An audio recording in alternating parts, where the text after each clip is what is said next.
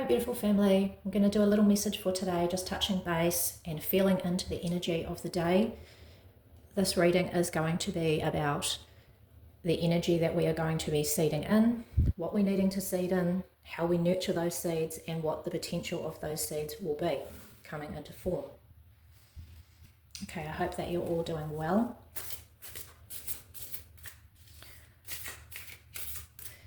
And that you are feeling well loved. And knowing that the divine is with you, within you, around you, supporting you and guiding you in all that you do and all that you are, and supporting you in being the highest purpose for the divine plan for you, and bringing that essence into form today and always. So when we think about seeds and planting seeds for our highest purpose, so what is the seed that we're needing to plant in? What is that energy, that new growth, those seeds that we're needing to plant in? How do we nurture those seeds? And what will those seeds that we have nurtured come into form and manifest into being for our highest purpose today?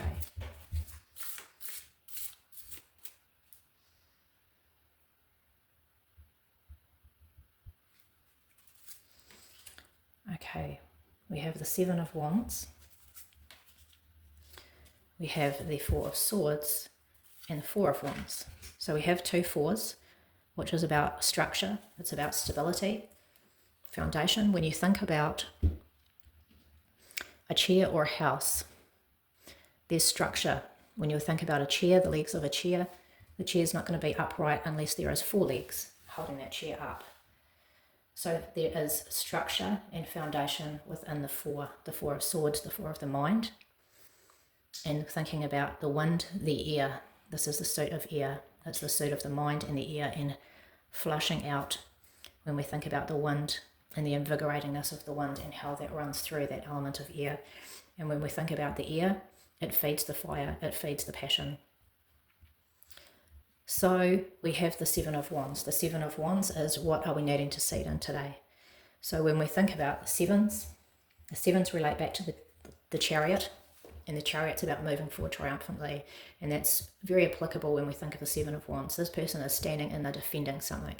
Whether you're needing to defend something for others or whether you're needing to defend something for yourself, usually I would read this that you are needing to defend and stand up for an element of something that you hold true, something that you believe in, something that's close to your heart, your core foundation. You're needing to seed in, standing in that. This is also Mars energy with Leo. Leo is that brave roaring lion, and Mars implores you to have courage, to have confidence, to be assertive, to draw on all the energy that you need to bring something into triumph, to be confident in yourself.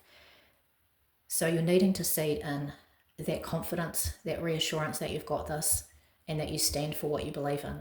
So it's believing that you can be the lion, you can roar for yourself, and whatever the cause or the belief or the foundation that you're needing to see that in. So it's really holding that mantra and that space for you, believing in yourself, believing in your cause, and standing very sure-footed in defending so.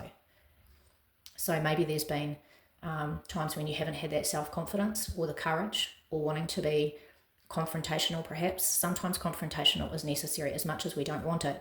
You can see that these wands are coming up against this person and they're having to defend it. There's no choice.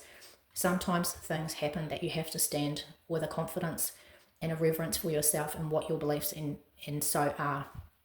You have to stand with confidence here. So you're being asked to seed in the standing up for yourself, to be noble for your cause right here and now.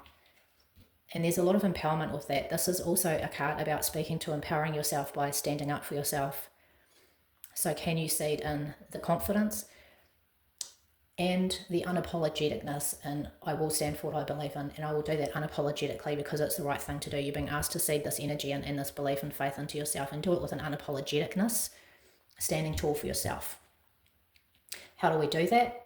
Perhaps when we think of the Four of Swords, it's about creating sacred space. It's mediating sacred space for yourself. It's being the sage of your life and mediating that sacred space for yourself. And when you calm and you're quiet and you create foundation. This person's laying down, they've put their swords up, they're resting, and their hands are almost in a praying position. So it's coming back into that quiet space for yourself. You mediate the sacred space for yourself. You take yourself away, you listen, you quiet yourself, you create stillness. And when you can create that stillness, divine wisdom can come through. When we're thinking about the swords, it's the element of the mind. So how can we support the self-confidence when we think we're going to be seeding in the self-confidence and standing up for what we believe in, standing up for ourselves? You'll know whatever it is that you're needing to stand for, make a stand for, and do it unapologetically. You're needing to seed this energy in, whatever it is. And in order to do so, perhaps you're needing to take yourself away from busyness, chaoticness, people, expectations, all of those different things. You create sacred space for yourself, quiet peace, slow down. This is a time to slow down in order to nurture this fierce warrior energy that you're needing to seed in and grow. You create that peace, you take yourself away, and you listen and you wait for divine to come through and give you that divine wisdom. And in a quiet mind, you can make dramatic, powerful moves. Remember, the mind is the creator of your reality.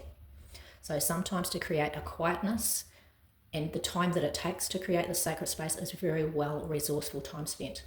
So take yourself into a place of peace, and this will grow this energy, this powerful warrior type energy that you are needing to step into.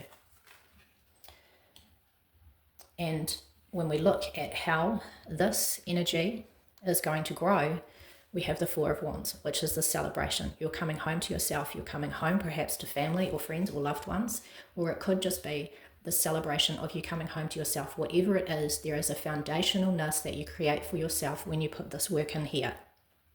You plant the seed, you nurture the seed by creating sacred space, however long that takes.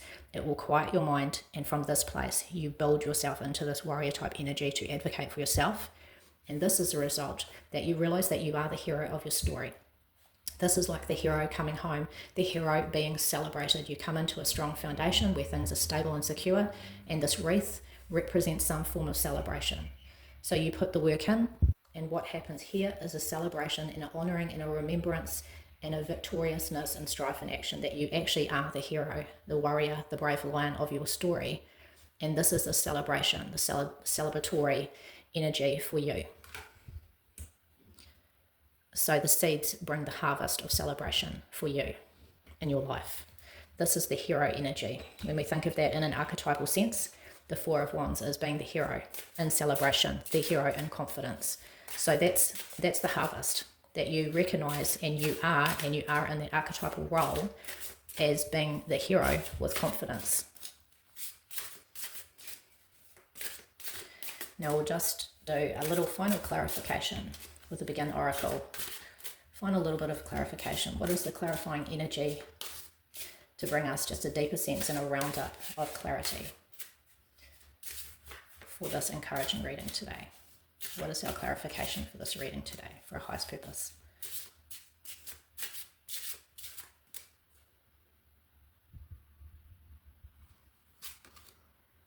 Okay, we have guides. I'll just move the camera so you can see that.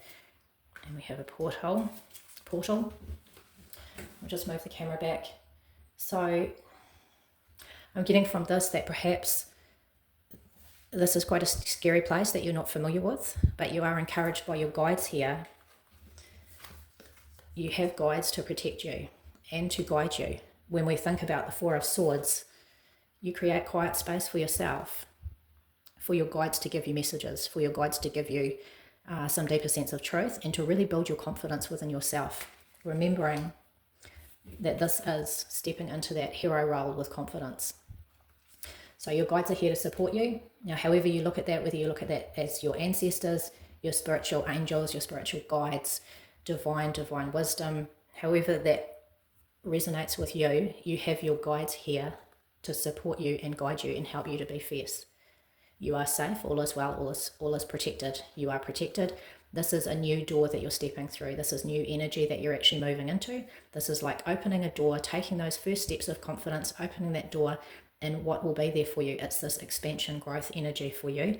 So it's learning to trust, learning to do things in a new way, learning to think about things and think about yourself in a new way, and using when we think about the wands, we're using your your spark, your fire, your passion, your spirituality, your magic.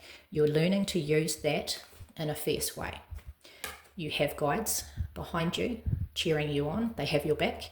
You are stepping into this new energy. You are stepping into learning how to be and seeding into and bringing into harvest you being the hero with the confidence in your story. You celebrating and coming to a place where you do the work and then you reap the harvest of celebration.